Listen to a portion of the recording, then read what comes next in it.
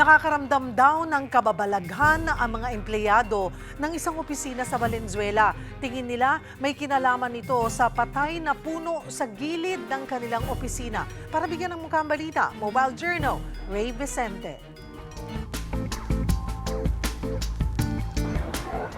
Panaisipan sa mga empleyado ng isang kumpanya sa Valenzuela ang biglang paggalaw ng upuan at screen ng computer sa kanilang opisina. Mag-aalas 7 ng gabi noong May 14, abala pa sa tinatapos na mga papeles ang dalawang empleyado na ito sa Karuhatan, Valenzuela. Maya-maya, tumayo silang dalawa. Bigla namang gumalaw ang swivel chair na unang inuupuan ng isang babae, kasabay ng paglipat ng screen ng computer na katapat nito.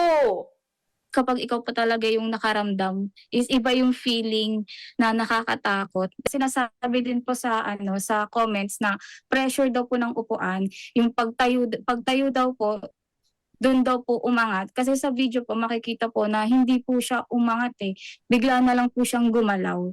Kwento pa ng empleyado, umaga pa lang daw ay tila may nagpaparamdam na sa opisina. Akala ko po nakalib pa rin po siya noon that time. Pero nung natapat na ako doon sa may pinto po namin, may naririnig na po akong tumatawa. Then pagbukas ko po, sarado pa po yung ilaw, yung aircon nakapatay pa po. Katunayan, mula 2024, samut-saring nakakakilabot daw ang nararanasan nila doon. Heto ang suspetsya nila. Kasi may malaking puno po siya.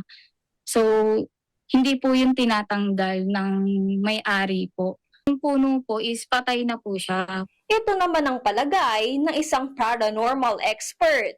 Yung mga spirit naman ay nature na nila yung magbantay ng mga bagay sa paligid natin, no? Like trees. That's part of their, yung tinatawag na territory, no? So, if merong talagang naninirahan doon na territorial na spirit, then most likely that could be one possibility. Hindi kasi siya sapat para sabihin lang, no, na dahil sa puno na yun. Hindi natin alam yung history ng place. Ang tingin niyang posibleng may kagagawan ng paggalaw ng upuan at ibang pangyayari. I don't think a poltergeist will just do that, no? Magpapagalaw lang ng gamit. Worst case scenario, dapat meron talagang masusugatan dyan.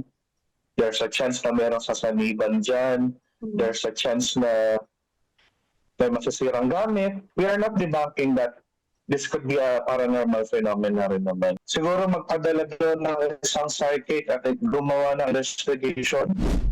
Mga kapatid, mobile journalist Ray Vicente po, hatid ang mukha ng balita.